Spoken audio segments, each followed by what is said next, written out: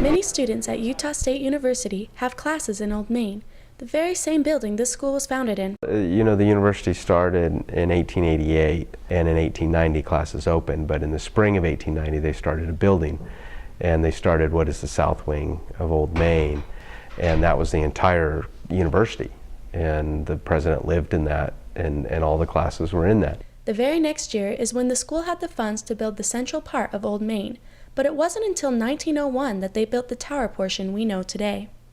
So the next time you're walking to class, it may be interesting to think about how cool it is that students 125 years ago were walking down these very same hallways. Though some things have stayed the same, there were some major differences in the school back then. There was no tuition. There was a $5 entrance fee, and that's all you had to pay for the entire 4 years before you got your degree. What? That was it? $5? That's ridiculous.